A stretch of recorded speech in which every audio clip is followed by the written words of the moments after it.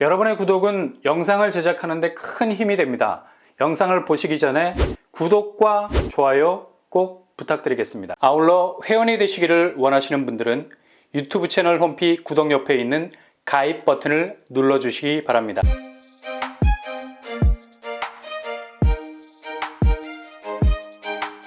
안녕하세요. 뻔뻔한 복덕바입니다. 최근에 미국발, 유럽발 은행 위기로 인해서 은행 자체의 유동성 위기에 대한 우려가 더욱 커지고 있습니다. 일명 뱅크런이라고 하죠. 대규모 예금 인출 사태가 벌어지게 되면 은행으로서도 자금 동원이 안 되기 때문에 단시간 안에 은행 창구를 셧다운해야 하는 상황까지 이어지는 최악의 수순에까지 이르고 있는 경우도 생기게 됩니다. 그러나 이렇게 깊은 우려와는 달리 나름 미국도 단시간 안에 벌어진 은행 위기를 거의 전공법으로 극복을 하고 있는 상황이죠. 대체로 위기에 빠진 은행을 다른 은행이 인수를 함으로써 전혀 은행 자체의 유동성에 구멍이 생기지 않도록 역대급 땜질을 하고 있는 거죠. 100% 예금 보증이라는 카드를 들고 나와서 그 누구도 은행에 돈을 맡긴 고객이 자산을 1원이라도 떼이지 않도록 하는 그물망 대책을 보여주고 있는데요. 그러나 다른 한편으론 투자된 금액은 전액 손실 처리가 되는 경우도 생기고 있죠. 유럽은행 같은 경우는 파산한 은행에 대해서 인수를 하는 과정 중에 22조 원에 달하는 AT1 증권, 신종 자본증권이 휴지 조각이 되어버리는 상각 처리가 돼서 그대로 쓰레기통에 들어가 버렸습니다. 이건 정말 엄청난 손실이죠. 그러나 한편으론 이보다 더 손실이 극대화될 수 있었던 은행 자체의 파산은 막은 것으로 안도의 숨을 쉬고 있어서 일단 연쇄적인 금융권 위기가 어느 정도 진화가 되고 있는 느낌이 듭니다. 그러나 여전히 미국과 유럽은 상업용 부동산 대출 연결고리가 직접적으로 결착이 되어 있어서 급격한 금리 인상으로 인한 미국 자체 상업용 부동산 공실률이 20%를 넘어서면서 빨간불이 들어와 있는 상황이죠.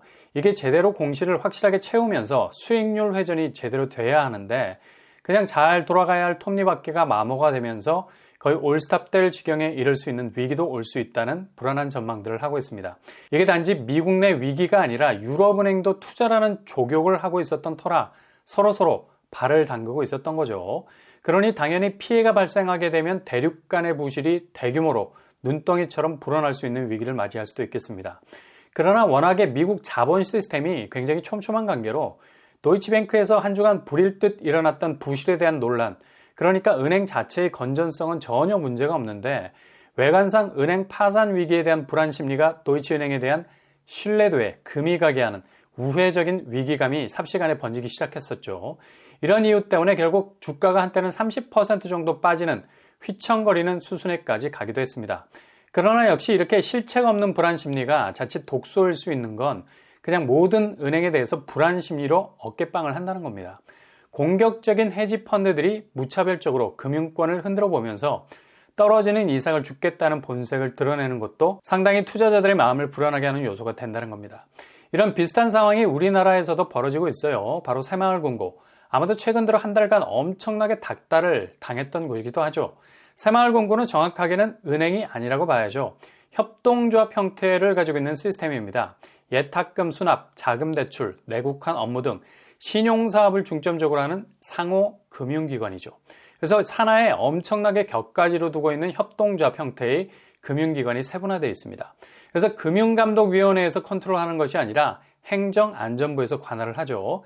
최근에 부동산 PF와 관련해서 연체율이 7천억에서 5조 2천억으로 불어나서 2.4%에서 9.2%로 껑충 뛰게 된 것에 대해서 불안한 시선을 집중적으로 받게 됐고요.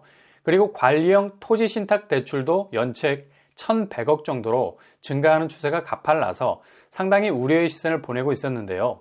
지금 부동산 경기가 거의 빙하기라 말해도 될 정도로 상당히 위축되어 있는 상황이죠. 서울 분양은 어느 정도 회복 추이를 보이고 있는 반면에 지방은 거의 참패 수준을 면치 못할 정도로 연쇄적인 미분양 성적을 내고 있습니다. 그러니 당연히 PF 대출 자체가 불안해질 수밖에 없는 거고요. 금융권이 대폭 부동산 쪽 대출의 문을 열었기 때문에 이후 다시 원금을 회수해야 하는 속도가 수익률에서 계속적인 선방을 해야 하는 건설 쪽 경기가 그대로 죽어버리면서 딜레이가 되기 시작하는 겁니다. 다시 말해 연체가 발생하게 되는 거죠. 결국 이렇게 회전율 자체가 악성으로 바뀌게 되면 금융권도 자금 경색이 발생할 수밖에 없게 되는 거고요. 서로 간에 맞물려 있는 자금의 선순환에서 어느 한쪽이 쓰러지게 되면 다른 한쪽은 같이 넘어질 수밖에 없게 되는 거죠. 그러니 부동산 대출 규모의 큰 파이를 가지고 있는 금융권이 불안하게 보일 수밖에 없는 겁니다. 새마을금고가 이런 조명을 극강으로 받았었는데요. 지난주 오후 3시에 새마을금고에서 공식적인 입장을 냈습니다. 새마을금고의 연체 증가율 9%는 부동산업과 건설업 일부 채무에 대한 연체율이라는 얘기죠. 이건 다행이죠. 몰빵에 가까운 비율이면 정말 위험한 연체율일 수 있는데요. 그리고 부동산 PF 대출과 관련된 부분은 대부분이 관리형 토지 신탁만 취급해서 담보로 미리 잡아놓을 수 있는 부분이어서 상대적으로 안정적일 수 있다는 얘기죠. 그리고 관리형 토지 신탁의 경우는 연체율이 0.7% 정도라는 걸 밝혔고요. 그리고 제일 중요한 부분은 고객의 예적금 상환 능력이 12조 4천억 수준으로 적립이 되어 있다는 부분입니다. 금고 자체 적립금이 7조 2천억에 달한다고 밝히고 있죠. 그래서 예적금 부분은 상대적으로 우려와는 달리 안전한 편이라 볼 수 있겠네요. 결론적으로 불안해할 필요가 없다는 얘기죠. 일단 지금 상황에서 새마을금고 중앙회가 대략 1,300개에 달하는 지역 금고와 함께 부동산 PF 대주단 합의체를 출범을 하기 때문에 그동안의 관리 부실에 대한 오해도 어느 정도 씻을 것으로 보입니다. 일단 행정안전부는 금융 전문성과는 거리가 있어서 금융감독위원회를 이관을 하는 것도 제도 개선 방안에 더욱 도움이 될 것으로 보이고요. 확실히 지금 국내 부동산 상황이 나아지는 기미를 극적으로 보여야지만 제2금융권에 대한 부동산 PF 대출 부분에 대한 불안 요소가 해소가 될 것으로 보입니다. 금리는 더 이상 오를 것으로 보이지 않아서 아파트 낙폭은 점차 줄어들게 될 거고요. 상대적으로 이런 분위기에서 집주인들은 호가를 끌어올리면서 집값을 올리려 하고 있죠. 2022년에 몇 억씩 싸게 주고 샀던 아파트가 최근 다시 몇 억씩 뛰고 있는 걸 볼 수 있죠. 그러니 매수자는 다시 빗장을 걸어 잠그게 되죠. 그래서 극적인 부동산 시장의 변화는 밋밋해질 가능성이 높겠습니다.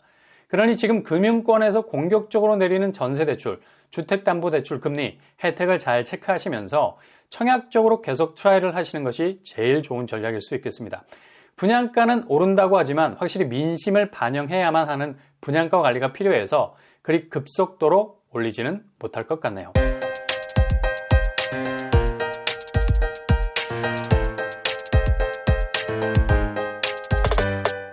오늘의 부동산 캐릭터처, 확실히 지금의 금융권은 부동산 대출과 연관이 돼 있을 때 지금 부동산 시장의 하락세와 맞물려서 불안 요소가 가중될 수밖에 없겠습니다. 얼마나 단단한 백업이 되어 있느냐가 위기를 뚫을 수 있는 관건이 될 수 있을 것 같습니다. 오늘도 응원합니다. 여러분의 길이 꽃길만 되실 수 있기를 바랍니다. 이상으로 뻔뻔한 북덕방을 마치겠습니다. 구독과 좋아요 부탁드립니다. 감사합니다.